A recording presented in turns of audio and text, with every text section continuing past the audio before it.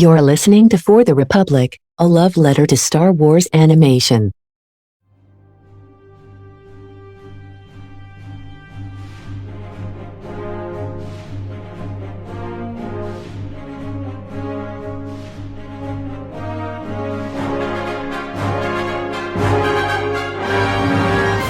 Hello there. Hello everyone and welcome to another edition of For the Republic, a love letter to Star Wars animation. We are back here on the main show. We are here to talk about R2-D2 getting lost. Yeah. This is going to be a fun one today. I am one of your hosts, Andrew, joined today by Jake and Don. Connor could not be here with us today. Hope you're getting the rest you deserve, buddy. We'll have you back on here next time. How are you guys doing today before we talk about some Clone Wars? I'm doing all right, man. Yeah. I mean, I was doing all right before I sat through these episodes. Spoiler, but yeah, no, this will be going to be the most negative episode of For the Republic This is ever. for the record. This is going to be the most negative I'm probably going to be about like the Clone Wars in general, because like most of the time I'm like really positive about this. About this show, but like for this, yeah, probably going to be more negative. We were doing so well. I was like, even some episodes where I was like worried about, and I was like, oh wait, no, that was actually quite good. And then, well. Yeah, there's at least some nostalgia points you can grab on with other episodes. These two, I remember watching these two when they first came out, and then I watched them again during my first rewatch of the show, and then here. And yeah, I think there's a reason why these aren't often brought up, and you never see like the Twitter posts about him, like, oh, remember R3? Like, what an asshole R3 was. Like, we don't really see that much. Yeah. Tied with Freck as the biggest snitch in the galaxy. And I think there's a reason for that. But you know what's funny? The only real nostalgia I have from these two episodes aren't even from the episodes themselves. They're from the missions to these episodes in Lego Star Wars 3. You know, I never played Lego Star Wars 3. I own it, never played it. And I played a bit of it. You should. I hear it's really fun. Yeah, because they got all it's weird. Like they got the whole voice cast back, didn't they? Like from the Clone Wars, but they only do like Lego grunts, so they're all like, yeah. So what did they cover? Is it like up to like? Is it actually stuff from the show? It's just the first season. It's just the first. It's just the first season. Oh, that's upsetting. I think they cover a bit of season 2. I think a little bit of season 2, but mostly season 1. Yeah. I'm not gonna lie, I have not replayed that game since like 2013. Yeah, I made it through like half of it because I maxed the first 3 Lego Star Wars games, and then I think for Clone Wars I kind of did like half of it, and then I mean it has one of the best Lego Star Wars gags where because they recreate the episode 2 Geonosis arena battle, and when Mace Windu chops off Jango's head, Obi-Wan kicks it like a football, and then Anakin heads it over to Count Dooku. And then Mace Windu like winks it. It's the most savage Lego cutscene I think I've seen. Yeah, for Star Wars. Rewatch that cutscene right after watching the Book of Boba Fett flashbacks.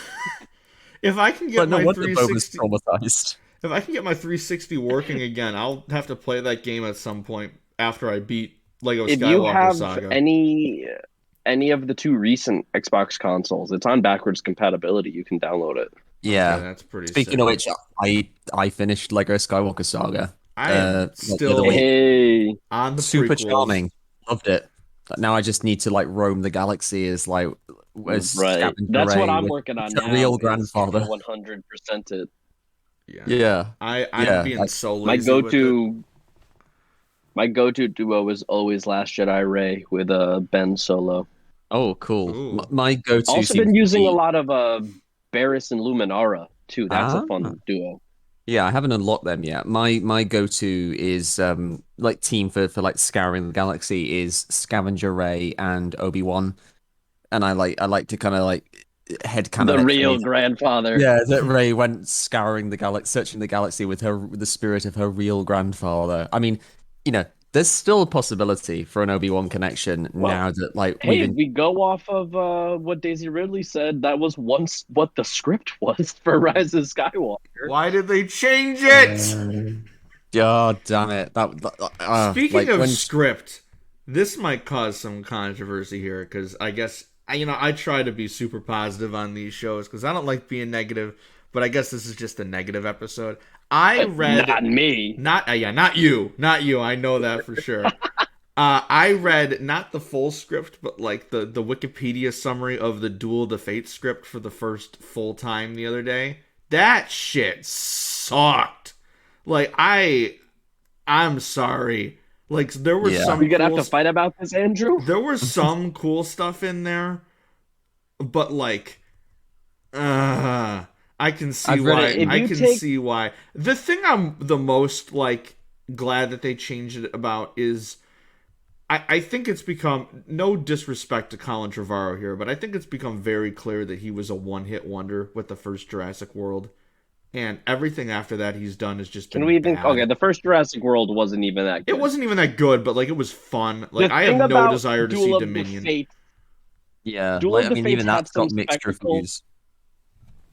Yeah, I'm not gonna lie, I still haven't even seen the second Jurassic World. But Duel of the Fates, it had some spectacle, right? It sort of did a better treatment of the larger galaxy as a whole. I feel like with like the whole Stormtrooper rebellion and a little bit more of like the First Order takeover and whatnot. But then it Well- fucking butchers the Rey and Kylo Yeah. stuff, which, to be fair, Yeah. so did Rise of Skywalker. The Galaxy stuff was cool. I just felt it was too on the nose reading it. Like, oh, we got to go to Mortis. I'm like, okay, like it's cool, but it also See, that was what I didn't like. I didn't fuck with the Mortis stuff. It also just screams like, oh, what's this recognizable planet that hardcores will really like? I liked that Yeah. Rose Which, had a like- bigger role. I liked all the Finn Yes. stuff. I did not like the Rey and Poe relationship.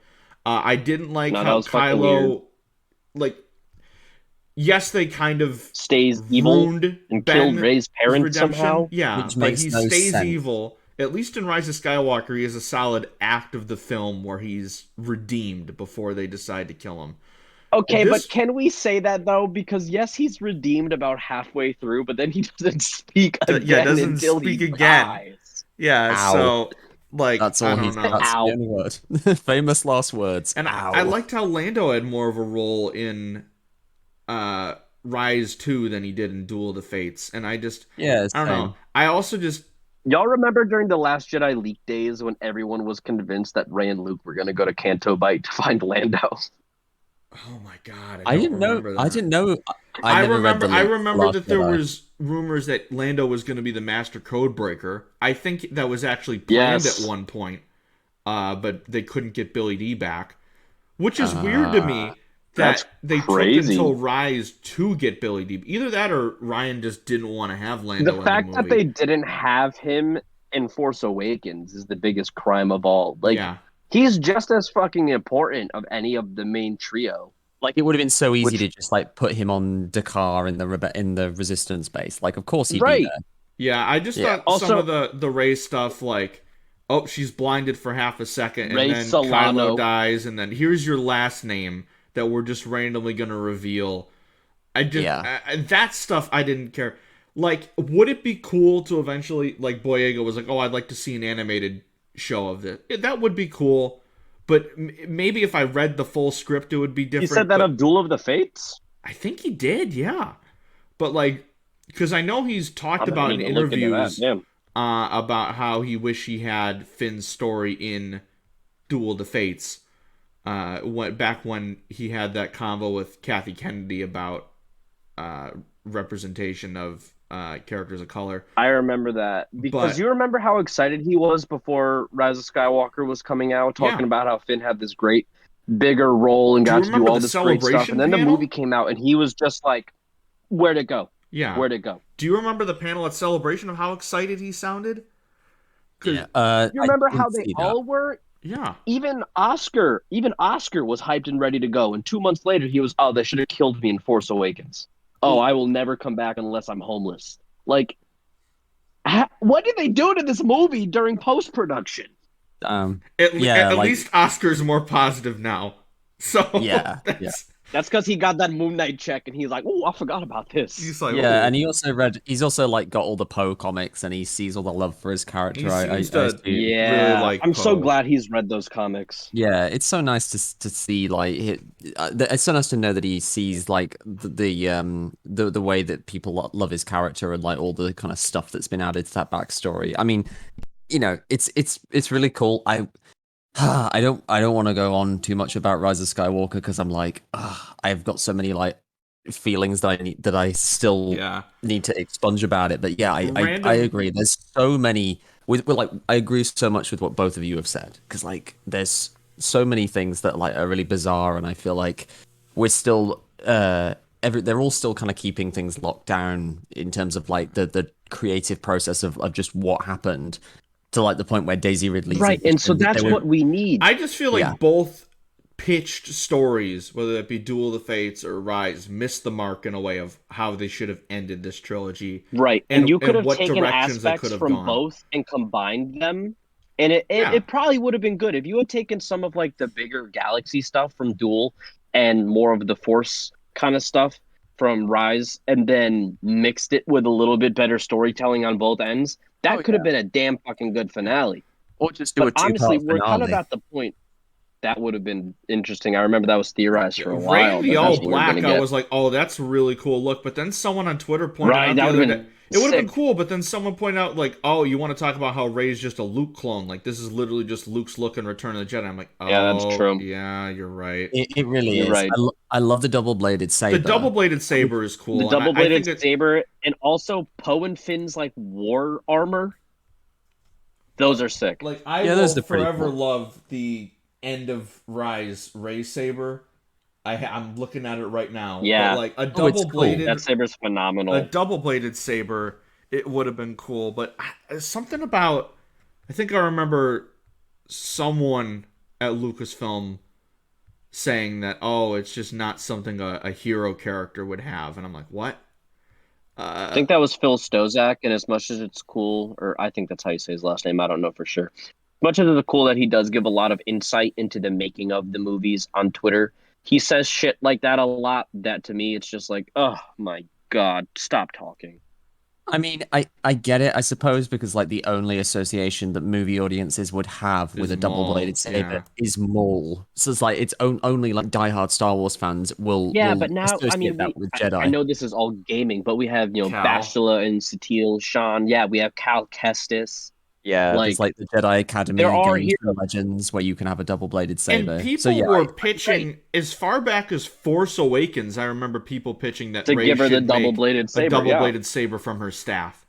me too. And I Absolutely. even thought, And 'cause- Last Jedi left it off with the perfect time to do it with the broken crystal. Oh, I Imagine even a thought it was double blade possible at with two 9. broken crystals. But Yeah. That Well, would be I'm just saying, when you leave off Last Jedi, you have the two broken crystals. Give her a double-bladed blue saber that crackles like Kylo's. How fucking sick would that have been? That would be pretty dope.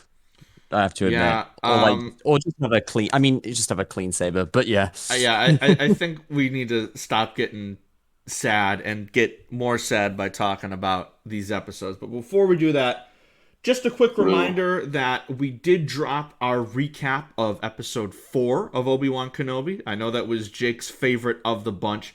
So you can head over to our podcast feed and listen to that one. It is a big, meaty discussion this week on that episode. So make sure you check that out.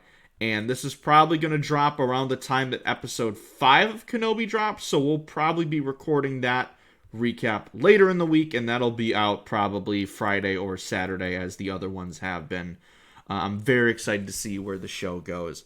All right, so let's get into Clone Wars, why don't we? So we're talking about R2-D2's rescue arc. This week, our first episode, Downfall of a Droid, was directed by Rob Coleman. It was written by George Christic, and the moral is trust in your friends, and they'll have a reason to trust in you. Ugh. Like we said, I adore Clone Wars. And I remember that I was like, some of season 1 was really rough. And then I watched the first couple arcs, and I was like, maybe that's just me not remembering things well. Maybe it's just the animation. I don't remember it being that great.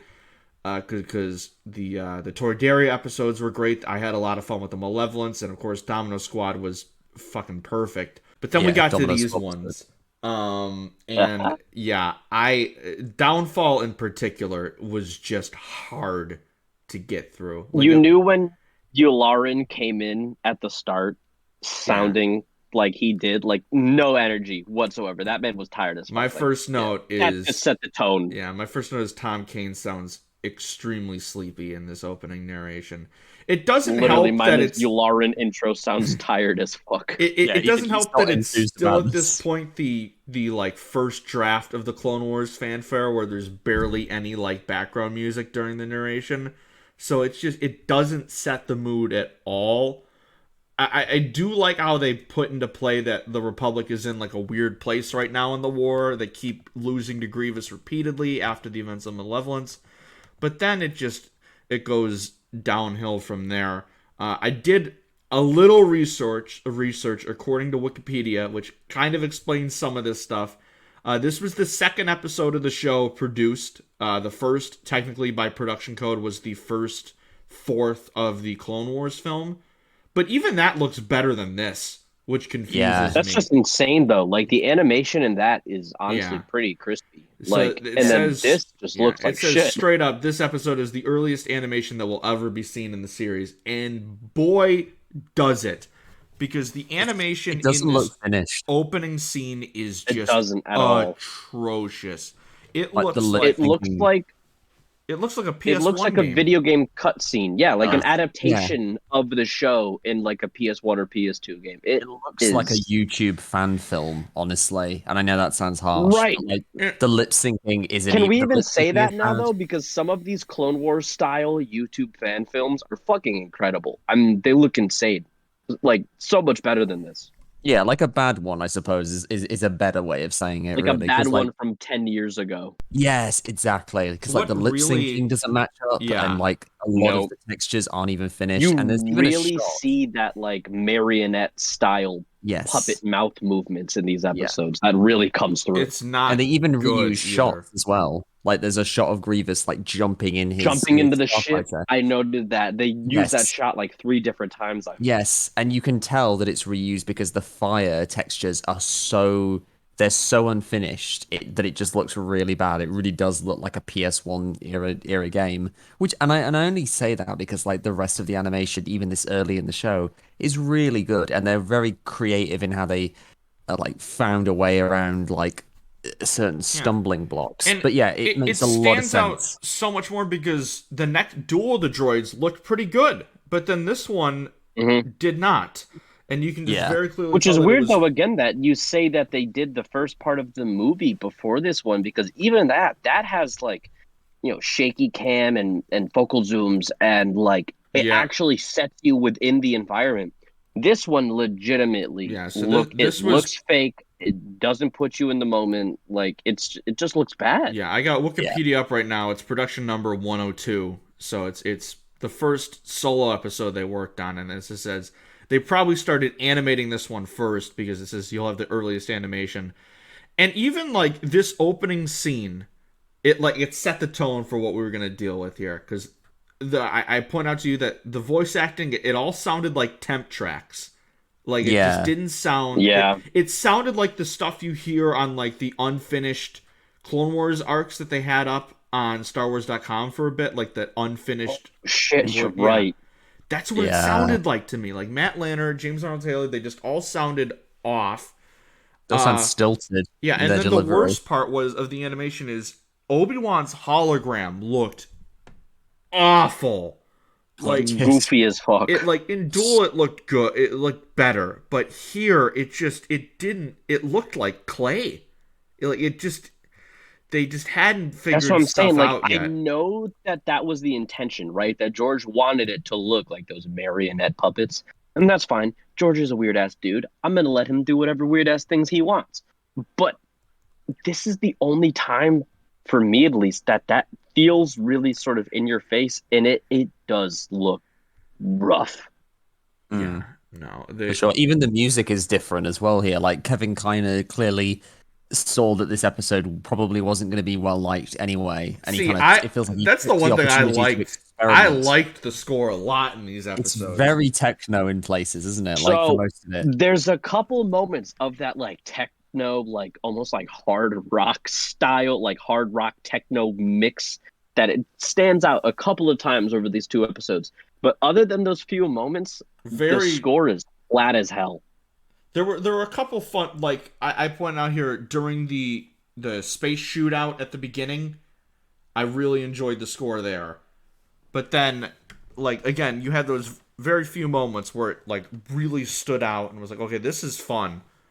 But aside from that, yeah, it just blends in and it just feels like everything else in this episode. The one thing I will say is having the walkers on the asteroid, I thought was really cool. That was the one thing where I was like, all right, that's awesome. I that's another thing I do remember from this episode was that, because when we got to that, I was like, oh, that's where that's from. And it's a genuinely creative strategy, and like it's genuinely like clever and like inventive, and I enjoyed that. They blow up the ship. It brightened the episode up for like just a moment. Grievous You're like, wow, that's kind of cool. Oh. Grievous escapes via reused animation. One other thing I gotta point out real quick is there is nothing I will do more on this podcast than praise how D. Bradley Baker voices the clones. Here, though, it again, something's off. He voices Rex differently, and it kind of bothers me. Like, it just doesn't sound like Rex. Everybody sounds different. Matt doesn't do a good Anakin, other than like one moment that I noted in the first episode when R3 signals off to the droid ship where he is, and he's like, yeah, they heard it. That time is like one of the few times in the first season or two that I actually hear like Hayden in Matt's performance. Other than that, Matt just sounds like flat and like yelly. Ashley doesn't seem like her regular energetic Ahsoka self. James Arnold Taylor's Obi-Wan is just a raging dickhead in these two episodes for no reason whatsoever. Obi-Wan's just an a droid, Anakin. It's really. Yeah. Oh my it's God. like it's like Obi-Wan wouldn't be like that, in my opinion. Like the characterizations are all over the place. Like because Obi-Wan being all dismissive about R2 being lost, and only kind of like deciding we need to get the droid back when Anakin says, "Oh, I didn't wipe his memory banks," which is like, why would that even be a thing anyway? Oh, we gotta make these episodes interesting. That's why. Yeah, gotta give some stakes, I suppose. But so like you said, there's that whole chase with Grievous and Anakin, and we again have the whole thing where Anakin and Grievous, they don't quite meet, but so we keep finding reasons for them to like. I did think that was kind of cool. Yeah, about how they had Anakin and Grievous basically engaging in combat, but they never actually met face to face. Yeah. Which I guess that sort of adds to their tension in their scene of Revenge of the Sith. Like, obviously, if they don't ever engage in combat, I guess you would lose some of that. Like, oh, finally, I've met you. But, like, I liked that aspect. I thought that was pretty interesting. Yeah, as Connor pointed out when we cover the Malevolence, they really do everything they can in this series to make it so the two never meet face to face. And we do see that in the next episode we're going to cover too, when Grievous fights Ahsoka and not Anakin, even though they're both on the same station. Which is so weird that they didn't do that with Dooku, because you have the whole "this time we will take him together," and it's like, all right, but what do you mean this time? You guys fought him 47 Anakin times. And Dooku fight like 50 times during this show. Yeah, literally. So it's like, oh, my powers have doubled since the last time we met. Count, like, what do you mean, 3 weeks ago? Well, yes. Actually, yes. Yes. We get our first. I've got a bad feeling about this drop of the arc from Anakin as his ship is clipped by some of the shrapnel from Grievous's ship. It causes Anakin's ship to steer off course, and then we get to this medbay scene, which is another interesting visual choice here. It's like bathed in white light, and I don't know if I liked it or not. It was very that distracting. That shot is like You know how everyone used to use that one really shitty screen cap from Spider-Man Homecoming to say that Homecoming had bad CGI? Yeah, Yeah. This is that shot, but for the for the Clone Clone Wars, Wars, yeah. which, like, Yeah. No, at the same if they time, just used it for the like whole episode looked like shit, though. So, like, if they it's not just like it's the only one. yeah, if Yeah. they just used it for like Anakin's perspective as he's waking up, I feel like it would be a bit That makes cooler. sense. But they used it for like everything there, like Rex's Yeah. perspective, Mhm. Ahsoka's, and I just don't think it worked. If it was just like, oh, Anakin waking up from blacking out, it would have made it a bit better.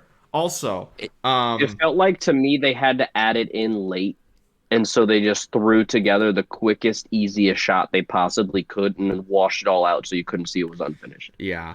We also have Ahsoka Agreed. saying, "You owe Rexter your skin, Sky Guy," and I just that led to me letting out a flat what. Yeah. That name What? never catches on. There's a lot of like Rexter. season one Ahsoka giving everyone nicknames, especially in this Yeah. arc, and none Yeah, of them like ever she calls catch. like she says, Tinnies. you know, like, yeah, Tinny's like, oh, you know, target that command bucket. She kind of calms down, I think, after this arc. But like you said, they were doing this around the same time that they did the movie, and the movie, I think, is where they finally kind of got Ahsoka's character sorted. Like kind of like got comfortable with like her personality and like her character. Whereas here, things are more up in the air a little bit, like regarding her characterization, and it really feels like that, especially with how she's so eager to like push this new R3 droid on Anakin, like throughout the arc, despite having a bond with R2. Yeah. Right, they kind of had her like dismissive of R2 in a way, and it's like Yeah, and that she bugged loves me. that damn droid just as much as Anakin does. Exactly. Like, Yeah. She had nicknames for him too. Like it's Oh, just speaking of Rexter, though, did you guys notice that the markings on his armor were a complete different shade of blue than they are in his helmet for the entire episode? I noticed I shit. didn't. I noticed shit on his helmet kept disappearing throughout these two episodes too. Oh, there's also a shot of Anakin where he doesn't have the blue skirt underneath his belt, so he like you just see like the red skirt on the bottom, but he doesn't have like the blue robes. Ooh. I think there's a I didn't couple even shots notice like them. that. Yeah. A Wikipedia, because I was doing my notes, and it says there's a shot near the end of the episode where his hair is just flipped in reverse, and I want to go back and see if I can notice it because that's I just didn't catch that one. how do you mess that up? To Like, be fair, by the end, like the second half of the second episode, I had kind of checked out. Like my notes really trail off around that point because I just kind of Same. stopped watching. see, my notes most- for Duel were like less sparse because I was like trying to enjoy it, whereas Downfall I was just like, oh god, what's going on here? Oh God. But yeah, speaking of out of character, one again, Obi-Wan is this whole scene just frustrates me. One, the animation is just bad, which I don't know how many times we have to bring it up, but like this scene in particular, it just stood out to me really bad. And like we said, Obi-Wan's My notes for this scene are just all caps. Yikes! What the fuck is Yeah. that? So flat and like stiff, the animation, like the characters barely move, so you can absolutely tell that this was like a phase one like episode production. It really feels like this was supposed to open the season, and then they moved it up the airing schedule when they realized, oh, you know, this is not the best episode. We should Yeah, probably Don and open I this were with something talking better." about this. Like, imagine if they didn't open with Ambush, but they opened with this. Like, it would have been. Joe would have Yeah. failed. I mean, So many people would have just assumed that the whole season is like this. I mean, this is when I first watched the show, I was really worried. I was kind of thinking, you know, this isn't going to be like the movies. This is going to be kind of kiddie pandering kind of stuff. And when I say kiddie, I mean like stuff that treats the kids in the audience like they're idiots and doesn't, like, you know, kind of almost talks down to them with the dialogue. Like, oh, the dialogue has to be really simple and the characters have to also be really simple and the plot needs to just be kind of mush, otherwise the kids won't understand it. So I was worried that the whole show would be like that, and this episode, it kind of both these episodes kind of represented what I thought the show was going to be. So you know, I can say at least I'm glad that the rest of the show is nothing like this. Yeah, I honestly get the feel that the Malevolence arc was always meant to be like the first arc of the show. So, Yeah. but again, the fact that this was made first, I mean, I don't know why they didn't just I guess that's why they leave sort of this flipped one. the order a little bit, though, because they did kind of need to show off some of like the technical prowess that the show was gonna have on display, which we got in the Malevolence Malevolence arc, arc and then looks like the movie really as well. good, yeah. Right, and Again, then you just get this, and this it's one it stands out to even the rest in season 1 where the animation still they're trying to work out, what works and what doesn't. And this one it just stands out like a sore thumb. It looks unfinished. The script is just not good, and I don't know why they just didn't scrap this one, honestly. Because they've the thing about the scrapped plenty of things animation though before. too is like the movement of the mouths is that very like how Lucas described he wanted the characters to look like The puppet. very vintage, Yeah. the marionette puppets, like that really comes across. And obviously they maintain that style throughout the show with better animations. If we really had gotten that marionette style animation, that would have been the worst thing ever. Like Yeah. it looks so it bad does not here. look good. I'm so glad they changed course because it did not feel like the same show. Like it just felt like we mentioned it felt like a video game adaptation of the Clone Wars is what this episode felt like to me. It's like, you know how the Gathering arc in season 5 was supposed to be like A backdoor pilot. a backdoor pilot for another show, and then it just got moved into the main series, which is fine because it fits in with the rest of the series rather nicely. This feels like that, but bad, basically. Oh, an R3 pilot? Yeah. Yes. Oh God. Yeah, but we have to have some Droid.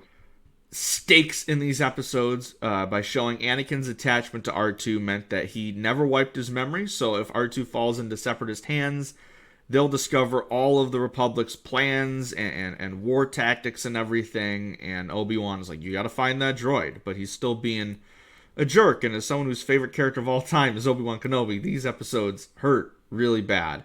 Also, how does Same. Obi-Wan not know that Same. R2's mind has never been wiped? That droid is a crackhead. Yeah. Also, how does Obi-Wan just completely dismiss R2 like he hasn't also gone on all these adventures with them?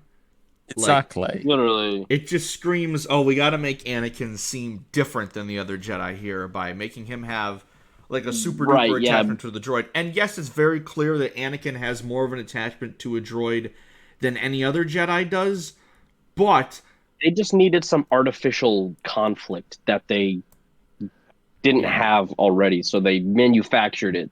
for these episodes, indeed, yeah. So we are introduced to our buddy R3-S6. I just wrote ew. Goldie. Yep, gold. The droid of 1,000 nicknames. Great line by Ahsoka. A gold droid for gold leader of Gold Squadron. I was like, yep. And then I said, Anakin is the exact same reaction to R3 that I do, which is I don't like this. Immediately, I was like, something's up with Ahsoka's this. just Who are you? Ahsoka's really trying to sell like R3 to Anakin, and he's just like, It's like, yeah, they got a whole bunch of better stuff than the R2 models, and Anakin's like, who the hell is this?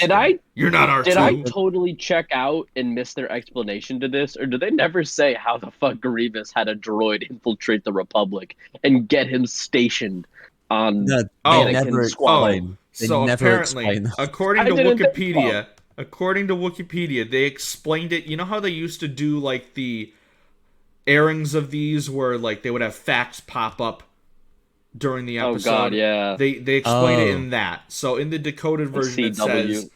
So Not the Trandoshan, Disney XD, the Trandoshan was a level 5 droid programmer that R3-S6 was captured by Grievous's agents and reprogrammed. And that clone trooper, okay, that's completely different. So he was captured by Grievous's agents and reprogrammed. Wish they would have explained that in the episode. But that sounds like, I don't know why that reminds me so much of the Rise of Skywalker interview with Domhnall Gleeson when he's like, that's what I live for, the DVD extras. Like, the plot of this episode was in the DVD extras. Oh, he'd be so happy with this one. The decoded airing is essential to the canon understanding of this episode, I guess. But those aren't Oh on my Disney God. Plus, so we're screwed. It's like relying on those little info bits in the middle of anime episodes to understand what's happening, even though they flash for 0.6 of a second and you can't read You're like, Japanese. wait, hold on, I gotta read this real quick, and then no, it's gone. So yeah, they search the wreckage, they find Anakin's ship, but R2-D2 is missing. But then they notice a Trandoshan freighter, and they board it, and then this is where the episode, I don't know what the hell starts going on here. Suddenly, Trandoshan. yeah, suddenly we get a bunch of toilet humor. There's a lot of it. I wrote. It's not enough for Ganacht to like climb through the door like slovenly and look like the most ugliest, like most disgusting looking Trandoshan ever, which is saying something. He also has to like fart directly in like Ahsoka and Anakin's faces, which is just like I don't mind a good fart joke occasionally, but I was just like, oh god. Well, no, because that was 30 seconds before that. Ahsoka was like, it reeks in here. I'm like, oh, fart jokes. And then we see the Trandoshan like literally like start farting as soon as he gets on screen, and like, oh, there we go. And he go like ass first through the door. Yeah, ass or first something. through the door, shitting himself. And then just so he can like stick his ass, go and then move on. I'm like, exactly. oh, yeah, they're definitely getting the kids on this episode. I can't believe that's the guest role that Ron Perlman has, like in the series. That was like, Ron Perlman.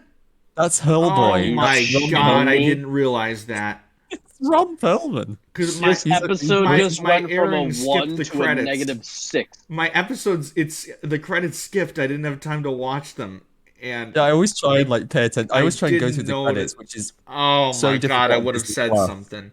because like you have to like click again, like because it normally like goes to autoplay the next one, so you have to like click, and it always does it around the time that they show the voice cast for Clone Wars. So like I have to constantly try and like click to get back there. But yeah, man. Ron Perlman is Ganacht. It's Can we wild. get streaming services to stop fucking doing that? Yeah, it's so disrespectful. it's so- Like, you don't need to read the credits and thank all the people that made this great content. Well, not this episode, but like other episodes. Yeah. Oh, that just makes it so worse. So my notes at this point were, and I quote, "What the actual fuck is going on?" Because I just genuinely did not know. I was like, "What? How do I?" So, You just said at least they have cool ponchos. yeah, I said two good things got me here. The one is the ponchos are great, and every Jedi should wear ponchos every time because they are just the best looking Star Wars. The other thing is I actually started laughing a lot when Anakin called Ahsoka Pookums here.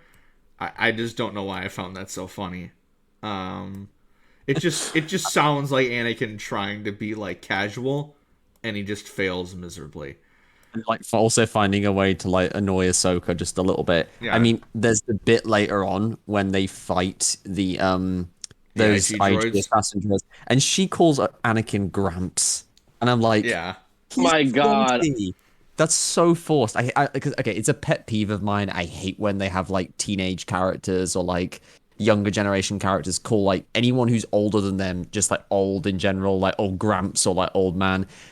It's honestly a pet peeve I have with the Kenobi show as well, that they had Leia make the crack about Obi-Wan being like, you know, we're farmers from Tall, you're my daughter, granddaughter, maybe. I'm like, it's like, Well, you're I can honest almost to say, understand man. it For with Kenobi, comparison, right? He's yeah. got the scraggly ass beard. He's got and the all straggly that. beard, and We he's know like, what 20-year-old Hayden Christensen looks like. That man was bad as fuck, and you're gonna It's call like- him Gramps? It's no way. It's just so forced, and it's like I don't really know what the thinking was with that, because it makes Ahsoka unlikable for a second there, and it's like, you don't want Ahsoka to be unlikable. She's like the POV character. yeah, she's the character POV who character, introduced- especially in these intro- early episodes where she's Yeah, like who the brings younger stakes. character.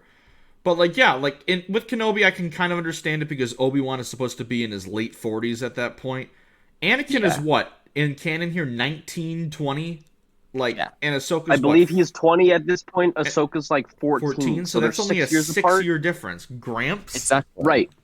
Whereas Kenobi, what is it, like 45 versus 9 or whatever? I think it's 10 years after Revenge of the Sith, so I think Kenobi's 48 during the Kenobi series.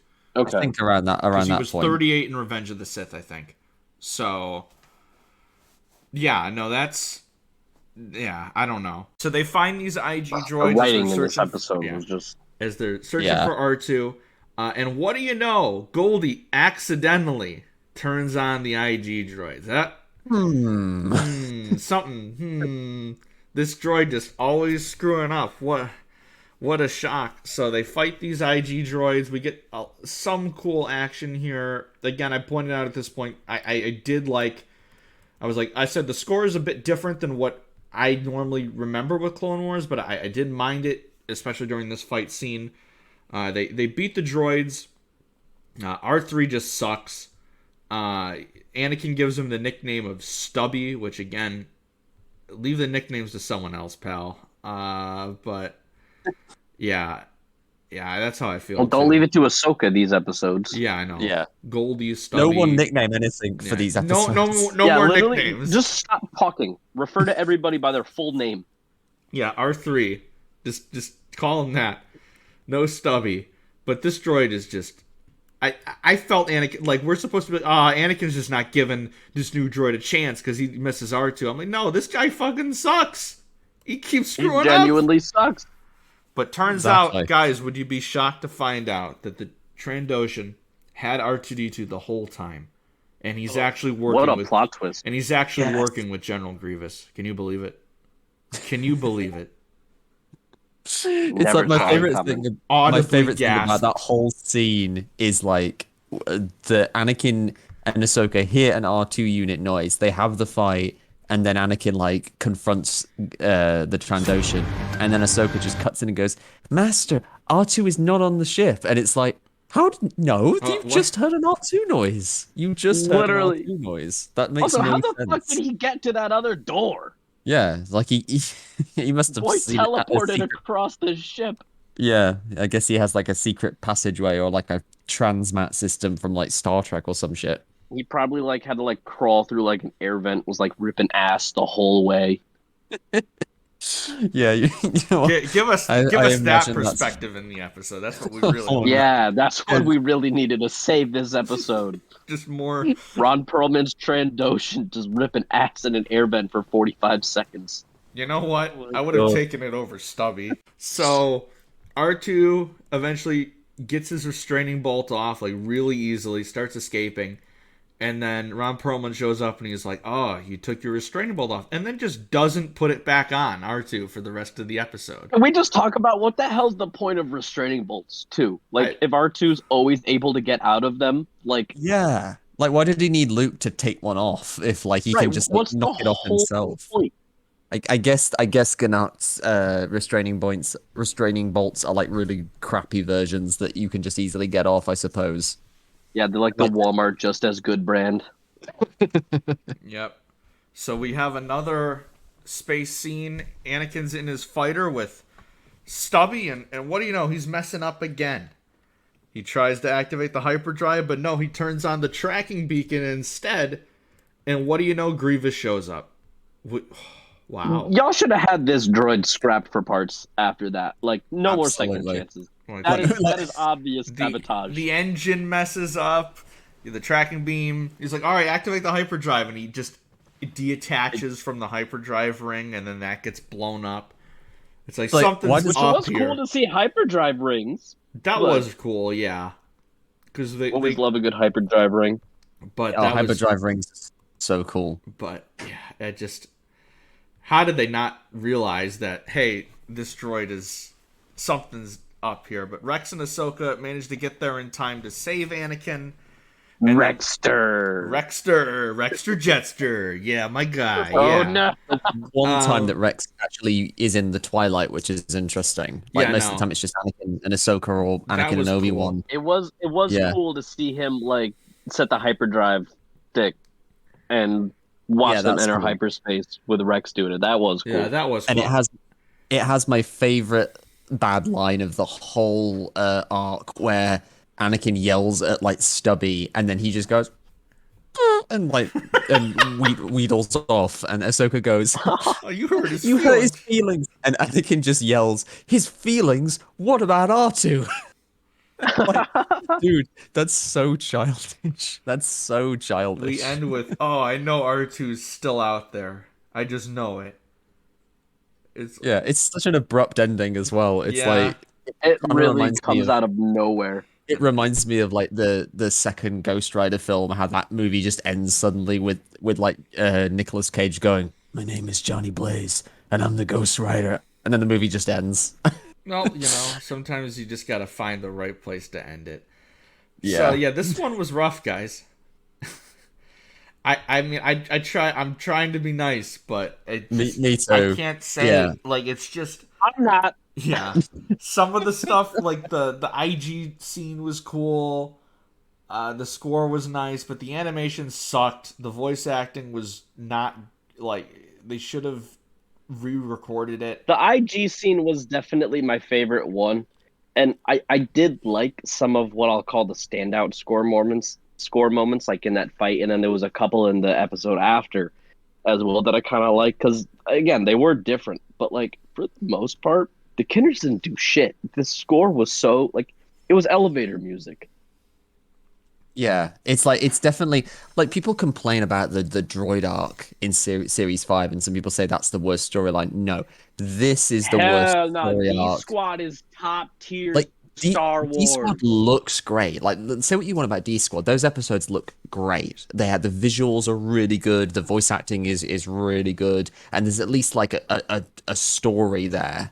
Like yeah, it's not right. my favorite It's arc. weird, of Clone but Wars. at least It's like you weird. can tell what they were going for, whether or not It you feels enjoyed like it a or not. fever dream in the best way Yeah. possible. But this This- is just it screams filler. The story's you know where the story's going the minute it begins, and it's Yeah. just very clear that this was one of the first episodes they like. As soon as I found out that this was the first like solo episode produced, I was like, yeah, it makes sense. Yeah. and it could have used so much more fine tuning before they released this one, and it's just a shame that we've gotten a lot of good episodes so far. We've gotten a lot of top tier stories, but then this was just it just stands out, man. It's just not good. Yeah, and like to it all the pains me. folks, to all the folks calling the latest episode of Obi-Wan Kenobi filler, I implore you, I implore you to watch Downfall of the Droid. This and might then you'll know what Star like, Wars filler is. This honestly 'cause might this is- be one of my least favorite Star Wars things I've ever watched. Like it's not good. oh, same. It's Yeah. not good. Slightly better, though, at least in my perspective, was Duel of the Droids, which was once again directed by Rob Coleman. It was written by Kevin Campbell, and I believe for the first time, Henry Gilroy gets his first writing credit on a Clone Wars episode. Oh, I don't know if well, this that is... I explains. didn't realize that. Yeah, That explains the slight uptick in slight quality. Then uptick Henry in quality. Gilroy. Just a little bit better. yeah. Yeah. The moral of this episode is you hold on to friends by keeping your heart a little softer than your head. I don't know what that means. We're going to move on. That's the worst moral of the whole series. Yeah. Trandoshan's, Ron Perlman and his shitty ass are on his way to deliver R2 to General Grievous. But what do you know? R2 starts messing with the ship again. He manages to send a signal to Anakin, but is caught again by Ron Perlman. And immediately I notice how much better the animation is in this episode. It looks like a It was finished noticeable product. right off the bat. It looks like a finished product. And that the was... editing is still bad, but like the animation is much better for sure. It's much more consistent with season 1. I will agree with that. Yeah, there are several points in both episodes where it just cuts like really like erratically and unnaturally during conversations, which Definitely. I don't really notice much in the earlier episodes. Obviously, there are certain points where they'll have to like segue into commercial breaks, but I don't even think those were those type of scenes. Those were just like random conversations where there would just be a hard cut, and it just didn't especially work. because didn't Clone Wars only have one commercial break? You see, it's been so long since I remember watching it on TV that I don't know the answer to that one. But I'm almost Same. positive that Clone Wars always had one commercial break, usually around like the 12 or 13-minute mark, I think. you're probably right. But again, I haven't watched Clone Wars on TV since like 2010. So I don't remember, Fair. if I'm being honest. You see, yeah, R2's delivered to Grievous, and he's just completely torn apart for his secrets. And this one, I was like, oh, no, don't do that to R2, man. No. Like, we just see him just ripped apart. They're trying to get his secrets, and they notice all of the things that are on R2's memory. And it's quite a lot. Again, it's like, yeah, I can understand why the Jedi would be pissed if this droid fell into separatist hands. But also, like, I feel like everyone knew that R2 didn't have his memory wiped by how he acts. That's and what I'm saying. how attached he is. So this just feels it's all sudden, you know? Yeah, and it kind of raises the question of like, once R2 is got back, why don't the Separatists ever try and steal him back again? Given that Grievous knows that they have all of that, R2 has all of the Republic's tactics stored on his memory banks, because we all know how much they value having an inside target, as we'll later see, like way into season 7 with what happens with a certain character. But Yes. just to like take it back here, it's weird. It kind of like introduces this factor that's never really dealt with. And like another thing that I should probably bring up here is that we never really kind of address part of why Anakin is so attached to R2, the idea that, you know, Padme gifted him R2, because obviously R2 was Padme's droid. Like at the start, you know, he was part of the attachment of Astromechs on the Queen's Royal Starship, so he was Padme's droid, and she gifted R2 to Anakin. You know, they kind of traded droids, and you know, this would have been a nice time to kind of remark on that and have Anakin, you know, because Anakin could tell Ahsoka that without necessarily saying about his like deeper relationship with Padme. You know, it would just be Like said, these episodes- R2 was a gift from a friend. Like, there's no room. Right, if these episodes actually had some of that like emotional conversation rather than just like exposition conversation, it could have said like, oh, well, why does R2 mean so much to you? It's like, Exactly. oh, he was a gift from someone very important to me or something like that. Like, there's no room for character bonding like whatsoever in these like, episodes. we and gotta that's go the from problem. this Like, to this. We gotta get on the ship. We gotta find Grievous. Yeah. Gotta find R2. But we did get one scene in this episode that immediately made it better than the entirety of Downfall of a Droid, which was the skydiving scene. I thought that looked really cool. And Yeah, then the why shot did Rex of the- have to hold the Rex's douchebag reaction. droid? that was like, hilarious. you're carrying that was the droid. genuinely funny. Oh, like next time you're lugging this astromech around, and all the other the clones just like laughing laugh. at him. That was actually funny. That was That this was entertaining. And the shot where they're all standing in the twilight and the bay doors open and they're like bathed in orange light, that was a really nice shot. I was like, oh wow, that's really cool. I wish that had I been was in like, a whoa, good... the show has good animation. I forgot for a second. What do you say? I wish that would have been in a good episode. Yes, that was what I said. Well, we yes. Although I Was that the first time we've seen Dino in? I think so. I think it was, yes. Because it was weird. I noticed his armor color looks different. It wasn't 501st blue. It was like Attack of the Clones clone lieutenant blue, which is why I was like, what the hell? Yeah, did you say Denal? As in that, like, Yeah. one Yeah. clone? Yeah, right, okay, yeah. Yeah, He's gonna that be... Cad Bane kills. Yeah, exactly. Yeah, it's weird that he gets set up here, but I did like that about... There's one thing I always like about the show, that it takes the time to set clones up and then utilize them later in some respects. Because, like, going back through it, there's always at least one or two clones that, like, get set up in earlier episodes, and then they pop up again, which is just really nice. Like, you know, two of my faves, Waxer and Boyle. But we'll get to them. When we get to Umbara, God, Oh, I would kill. God. I would kill for Pong Krell right now after talking about R3, and that's saying something. Tag, like, yeah, we need to tag the Pong Krell Pong stand. Krell, just clip in this scene right Yeah. here. Like, you're actually I about would to, use like, R3 whoever to runs beat that the account, shit out of Pong Krill. you're gonna hear like some actual positive stuff about Pong Krell. Yeah. At least he's not R3 Yeah, at least or the he's not fastest R3. Ocean. Yeah. So they get on the ship, and Obi-Wan specifically tells Anakin it's not a rescue mission. It's not a rescue mission. We just got to blow up the ship. What does Anakin do immediately? Goes to look for R2. I'm just Which gonna. is I'm very going to Anakin. get walk around. R2. Yeah. That's so Anakin to just immediately get on the Yeah. ship and be like, oh yeah, I'm gonna look for R2 anyway. So Ahsoka's. You guys go do the mission. Yeah. I'm going to look for I'm R2. gonna go look for my droid. So Ahsoka's in charge of the clones, and as we see later, she engages Grievous. So the Separatists discover all of the stuff on R2. Grievous is like, "You've earned your pay," and he's like, "I want double." And then Grievous kills Ron Perlman. And I was like, "Oh, all right. Well, that's kind of sudden." Man didn't even have to That's ask strange. for double. Grievous was going to kill him He's gonna anyways. kill him anyways. Exactly. And then Exactly. But like, why did he wait? Why did he kill him? Like wait to kill him after. I'm he gonna taken assume off that they didn't know how to do it themselves, which feels kind of goofy, but that's like the only reason I could come up with. Because even I, for a while, was like, wait, what the fuck was the point of that? Well, like Yeah. like I mentioned earlier, the decoded airings kind of made it a point that this guy is like a noted droid reprogrammer.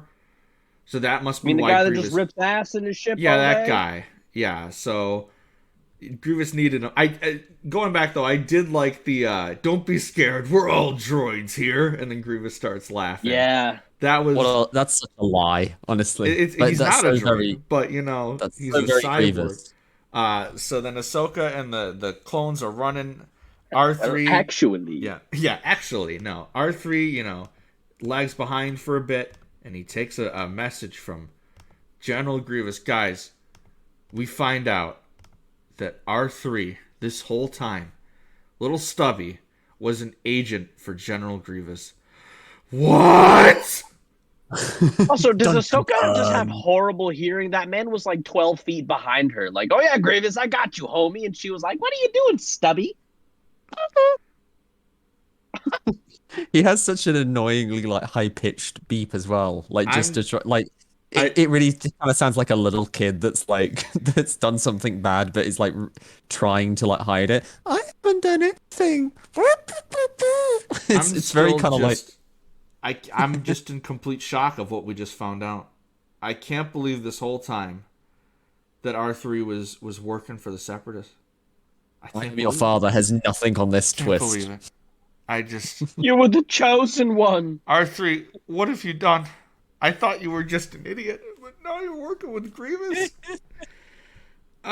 So they get surrounded by droids. R3 was supposed to raise the shields or something, but he closes the door and again, how did they not notice here that hey, something's up with this droid? It's like, no, this droid's just kind of stupid. So it just used him as a droid shield. One thing I would like to mention Yeah. though is that we get a use of droid poppers here. I think this is that the was first so time cool. we see droid think it poppers. is. That was so yeah, cool. because The moment of the droid picking up the droid popper too was hilarious. Like, what's this? And then they explode. There was some good droid humor in this episode. I'll give them that. yeah, there was like when Grievous walks off the ship to like actually leave, and the droid just goes, I'm the "Well, captain I guess now." I'm in charge now. Look at me. I am the captain now." Look, I will do anything for more battle droid humor. But this leads to... We get a, in my mind, very good fight scene between Ahsoka and Grievous. More Grievous trolling. They sent a child to destroy my station. The Republic must be running out of Jedi. Yeah. But I really It's enjoyed... actually- I love how this scene built. Like, it starts off super quick. Grievous immediately disarms her. Grievous, like, kills a bunch of these clones. And then almost kills Rex, but Ahsoka dives Everyone right in front besides of the named him. characters. The two named characters Exactly, yeah. survive, but the other clones, they gone. And then it just leads to a really cool scene, like, in that storage closet area, which I was... There was actually some suspense there, even though I knew Ahsoka was going to make it out alive. They did a really good job, in my mind, building up the I did like aspect. that fight. It was actually kind of scary. Yeah, Yeah. like Grievous feels They intimidating, made and it's Grievous feel scary, and even though we knew that like Ahsoka taking on Grievous by herself at this point, like it wasn't gonna be a good idea, but we knew Grievous was well. We assumed Ahsoka would make it out alive, but at the same time, did we? Because at this point, we just knew that Ahsoka wasn't in Revenge of the Sith. So Ahsoka, Exactly. throughout the entirety of this show, had stakes with her character. Because at any point we knew. Right, you never knew when she was Yeah. going to die, which is why she's like the best part of the Clone Wars. Yeah, like everyone could like I know that there were people who complained about Ahsoka's inclusion and how it made no sense, but if anything, it was a genius move on the part of George and Dave Filoni and the development team because it just instantly adds stakes. Because once we all come to care for Ahsoka as a character, we're constantly kind of like concerned whether she's gonna like make it out. Like from season to season, every finale that she's involved in, like the season 2 finale with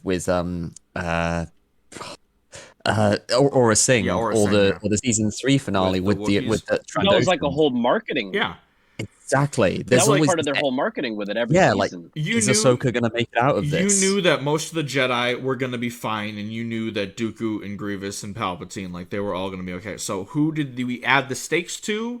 Ahsoka and the clones. And the show does Exactly. that masterfully. Really quick, could you imagine the stakes of Siege of Mandalore if that came out before Rebels? Oh my Oh, god. for sure. I would Yeah. have been sweating. Well, I mean, more than I already was, but I would have been sweating bullets profusely during that episode.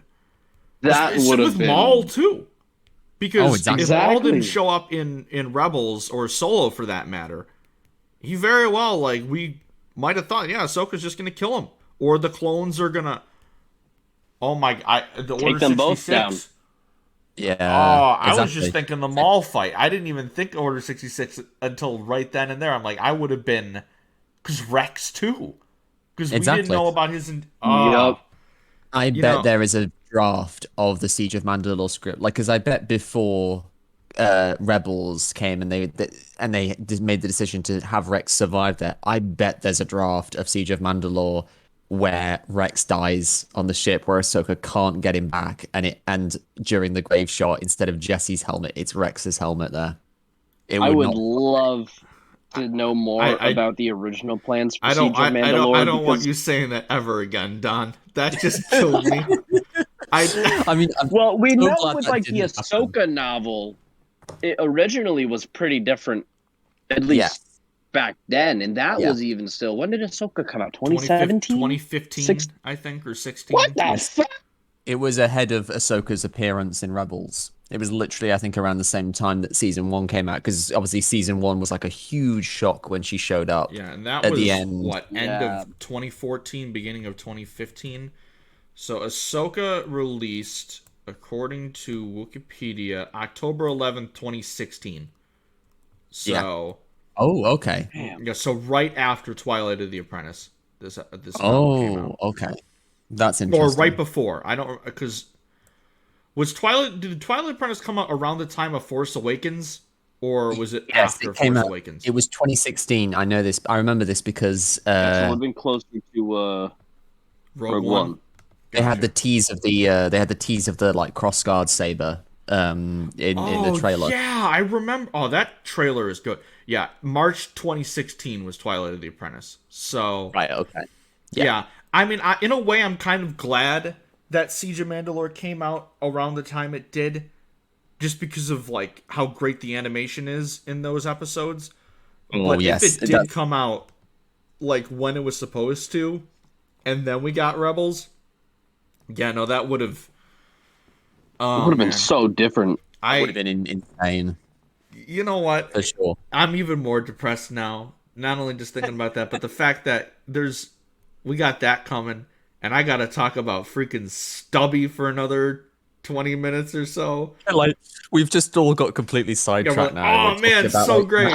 Ah, Stubby. Yeah, look, we're all just sidetracked towards like an actual like good storylines, just because like just to wash the taste like- of like Yeah, when downfall and Duel. when you're thinking of maybe like, do I want to continue this rewatch? Like honestly, like Duel was not great, but I could get through it. I had some fun with it. Downfall, if I wasn't doing this podcast, I would have turned it off 5 minutes in, and I would have just been, all right, let me watch a different episode.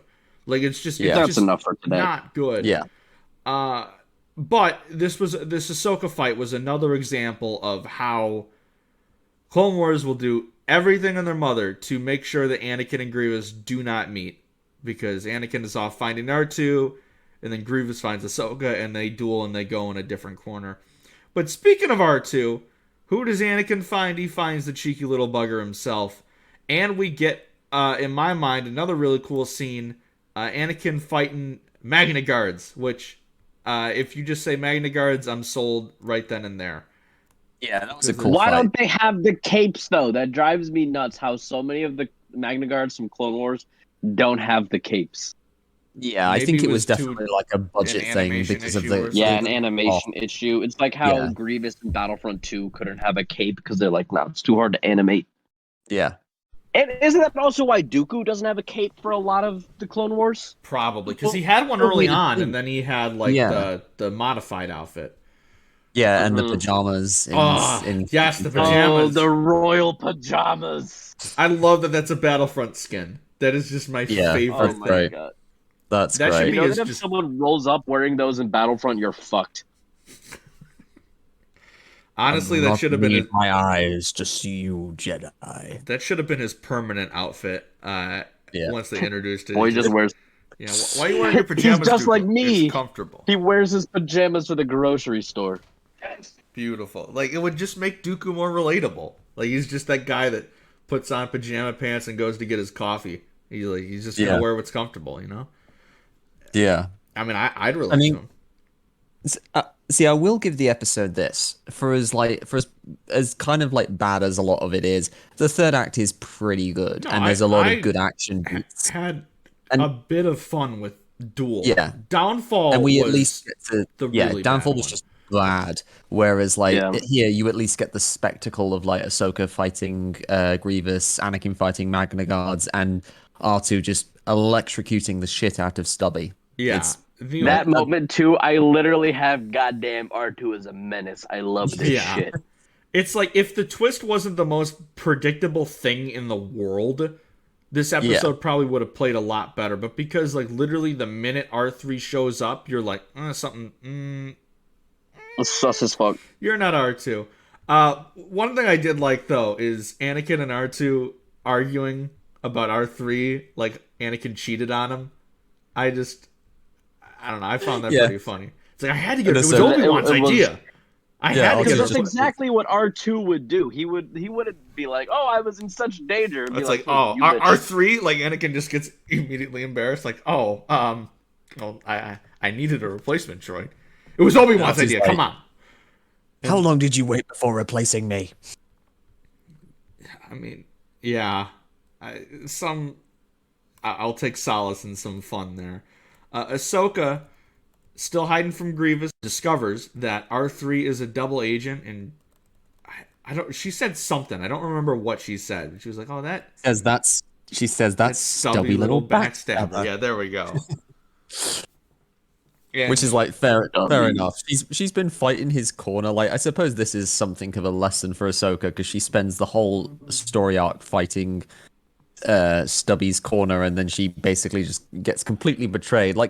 She doesn't just see him talking to Grievous. He also just like turns the flashlight on and exposes her to Grievous, which is just like such a dick move. Yeah. Like, she should have known right from that point. Like, oh my god, he's a traitor. Because like that was like there's messing up, and then there's just like here she is.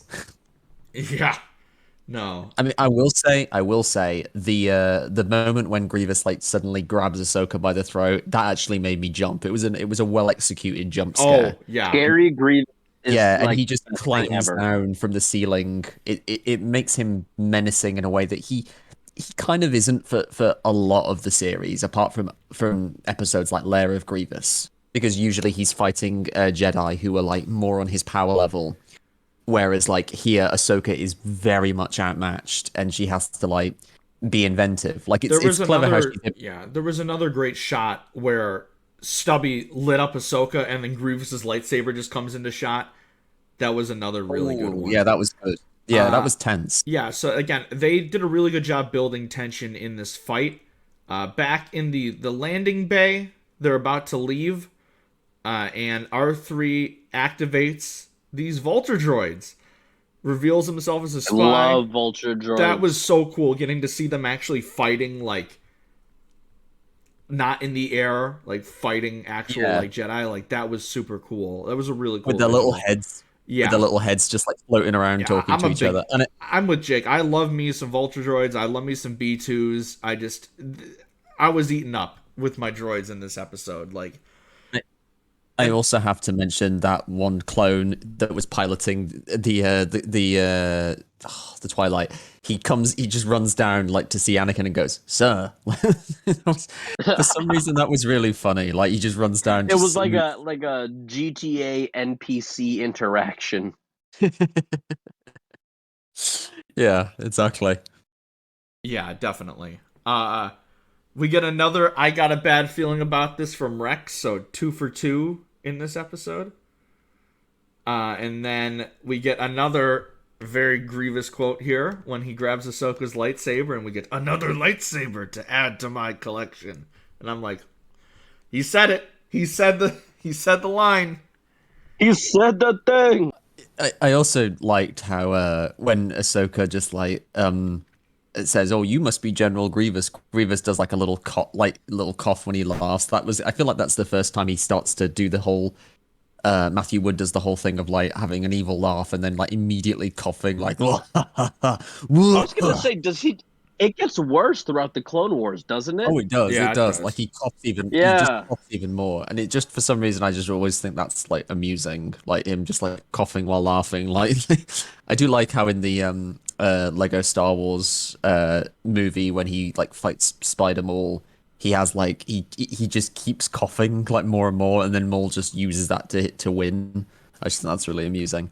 But yeah, that whole fight was really good. Like with the Vulture droids, that was pretty fun, and how they intercut it with R2 having like a little droid duel with Stubby. How they get the little electroshock things out, and like just of course R2 wins because he's more inventive. Like he uses the oil slick that he uses in episode 3, Sets and him on like, fire. Yeah, then there's like the shot where they're like, he tries to like knock Goldie off, and then he just like attaches himself to R2 with the grappling line. That was quite well done. It was a well done fight. It was a well done, even though get his ass R2. It didn't start like that because I wrote like, oh, we got a droid fight, so R2 went like, and then R3 went like, and it was that for a little bit. But then R2 just started pulling out all the tricks and eventually just killed the man. How wholesome. Yeah. Just a very wholesome droid killing another droid. Grievous manages to escape. What a shock. There's a great Ahsoka line when she rejoins up with them. She's like, oh, so what did I miss? And Anakin's like, oh, the usual. It's just classic Anakin and Ahsoka right there. R3 is killed, the Separatist station is destroyed, and we end with another just classic line of R2 is more than a droid. He's a friend. It's better than, what about R2? What about his feelings? Yeah. But, like, exactly. I don't know. I wouldn't call it great by any means. But, I don't know. I managed to have at least some fun with this episode. There was some good action. Yeah. The twist just made it like the most predictable watch in the world. But compared to Downfall of a Droid, this is Citizen Kane. So it's good because it's over. Yeah. So I mean, honestly, like, it is definitely my least favorite of the arcs we've watched so far, and even with Duel of the Droids not being too bad, at least in my mind, I cannot see myself revisiting this for non-like podcast viewings ever again, because it's just not. It's just not what I think of when I think Clone Wars. When I think Clone Wars, I think really good character moments. I think really good stories, really good action. And this is me droids lost, and we got to fill 2 episodes from it, and we got to add some a spy droid, and it just I don't know, not good. I feel like they literally just wanted R2 to fight another droid, and so they wrote 2 really shitty episodes around that idea. And they're like, fuck it, good enough. But they have like 2 or 3 more arcs throughout the show where it's just R2 and 3PO like doing their own thing. And then D-Squad, obviously, they could have done it there, but exactly. No, they had to do it here. We had to have, black and yellow droid be a traitor. It's Dave, why? Dave, why? Yeah. Why did Yeah, you? why do I get the feeling that Dave was kind of asleep at the controls on this one? Yeah, just It's like, yeah, do another I, droid. that's the thing, because R2 is my favorite droid. I love R2. Like, Yeah. when he showed up in The Mandalorian and the Book of Boba Fett, I got like a little teary-eyed, because it's just an emotional, like seeing him again. So it's kind of annoying that he has to be the center of such a bad story, but there's at least other stuff to come with 3PO. Because Yeah. that's the thing, because we've obviously been very negative on this story, but I think it says a lot. If anything, it kind of sets out what the show isn't for the most part. Yeah, and we're it's like, so, don't worry, it gets Yeah. better from here. This is Exactly. like almost It's the very much an lowest of the outlier. low. This is like a one like black spot in the whole thing. Yeah, like this, so this it's like one if you're thing that- tuning in for the first time, we're not always like this. Like we Exactly. normally like. I mean, I am. Yeah, Jake but- is, but like we normally like typically enjoy these episodes, and I love the Clone Wars to death. So this one just hurts, but I can just imagine George Lucas just pitching this one like, all right, so there's an evil droid, and they're like, all right, George, that sounds great. You guys know R2-D2? How about He's gonna be a different color, R3? and he's gonna be mean, R3, Yeah, and he's get it? stupid. and he's gonna betray them, and He's gonna be working with Anakin's gonna Grievous. And then Ahsoka's gonna call him Goldie, and Anakin can call him Stubby. Ron Perlman's gonna Obi-Wan's gonna be a dick for no reason. Ron Perlman's gonna rip ass, and they're like, all right, George. Kids love fart jokes. Go picture. Here we go. So are we all in agreement that Duel of the Droids was our favorite of these ones, or is anyone gonna be a staunch Absolutely. downfall of the droid defender? No, Siege Okay. of Mandalore who? Yeah, Duel of the Droids. That's my favorite one of these ones. Next week Yeah. or next episode, it's gonna be a little bit better because next time Oh, yeah. we are covering the Newt Gunray episodes. So that is My boy. Cloak of gonna Dark. be Sorry, much Bombad Jedi, Cloak of Darkness, and Lair of Grievous. So we've got that's some, a banger trio of episodes yeah. right there. So I mean, I'm already excited to talk about those episodes because of Jar Jar. I mean, Jake needs to be on for that one, just for the Yeah. the sheer fact of. New Gunray. What else could I possibly ask for? And we get Lair of Grievous, which is another one that I haven't seen in a long time, but people love that episode. That's my boy so. Nadar This guy. Veb, one Kit of my Fisto. Yeah, favorite Kit Lego Fisto's in that figures one. of all time. And then in Cloak of Darkness is going to be cool as well. That's the first script of the Clone Wars to be written by Paul Dini Ooh. from Batman the animated series, and Very he writes some of the best episodes in Clone Wars. I can tell you, like All right, then we are. so many of his. Yeah, I can't wait. Anything So, to move on from these. for any first-time listeners, it gets better. It gets Tune in better next time. from here. For We're anyone, gonna rave about these for- next few episodes. For anyone joining us from our Kenobi recaps, don't worry, it gets better. What a poor timing. We start Kenobi, we get a bunch We of come new off people. of Kenobi They- episode 4 and they- go right into we this go into shit. Downfall of a Droid. It's so nuts that We- these two episodes follow rookies. I know like we, one we of the couldn't have all-time best done Right. rookies this week. Instead, we did it. Yeah. Why This is time- my first episode back on the main show in like a month Yeah, this? you missed the Malevolence, you missed rookies, you missed Clone Yeah. Cadets. Stuck with Stubby. Stubby. Y'all just hate me. Stuck with Stubby, a Jedi Jake story. That's Stubby and Rexter, what the fuck? Well, I think we've said all we can about these episodes. Oh, Oh, yeah. I'm sure I have some more choice words I would like to add. Oh, go ahead. No, trust me, I don't want to. That would be mean. Okay. Then we will mercifully end this week's edition of For the Republic. Like we said, next time it's going to be much, much better. And then, of course, we have our continued Kenobi coverage. We'll have our recap of episode 5 later on in the week, probably a couple days after this one drops. Gentlemen, you have made it through the long-awaited duel of R2 and R3. So, as reward, where can the good people find you? Okay, you can find me on Twitter at Donovan Mead. I tweet a lot about Star Wars, politics too, occasionally like Doctor Who and Marvel, that kind of stuff. You can also find me on sweditor.ig.com, where I write articles and stories. And, since this is the first time I'm mentioning this on the main show, I actually just wrote a story as part of the SWEF. It's a collection of like short stories and webcomics that all the creators on there are like putting together. And what we try and do is they're all fan stories, but we try and fit them within the continuity of the current Star Wars timeline. So we try not to contradict the canon too much.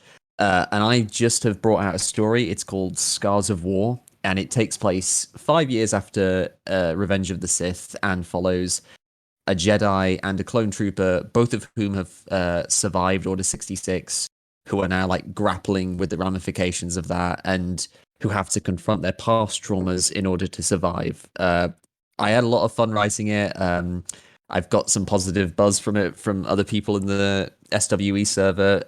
Jake did some amazing cover artwork for it. So yeah, if you like your Star Wars to like delve into pain and trauma, then and you're liking the Obi-Wan show, then yeah, I definitely recommend you. I definitely recommend you like head on over to sweditor.ig.com and check it out there. You can read it online, or you can like download it to your phone or your laptop to read as a file. So yeah. All right, Jake, tell them about your stubby prequel story that you're writing right now. Oh yeah, the next adventure of the SWEF is going to be all about Stubby. No, it's not. I'm not gonna. Oh God. But yes, as always, you guys can find me on Twitter as JediJake_ at the end. I would also like to shout out. I don't know. Some people might know him as Jedi Master Daniel on Twitter. His ad is DanRS87. He recently tweeted out hashtag Make Resistance Season 3, which I've talked with him a little bit about. We're gonna try to get it trending on July 2nd.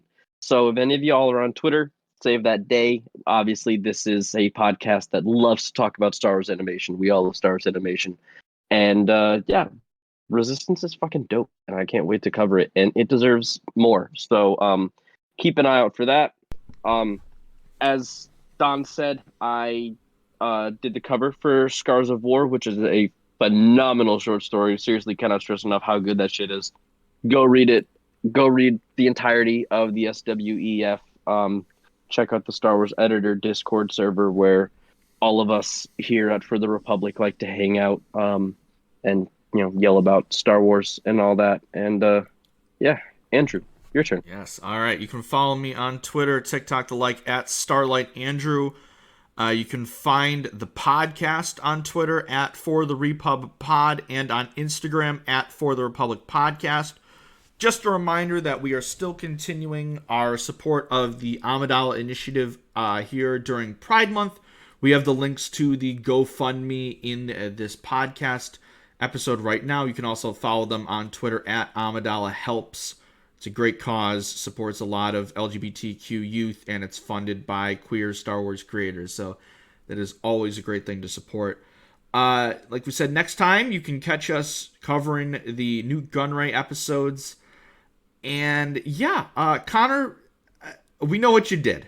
We know that you picked a great week to not be here. So yeah, you made the right decision. Asshole. You dodged a bullet, buddy. So we'll see you here next week when you get good Clone Wars episodes. And I hope you guys are having a great time. See you back here later this week for more Kenobi coverage. And as always, may the Force be with you. Always.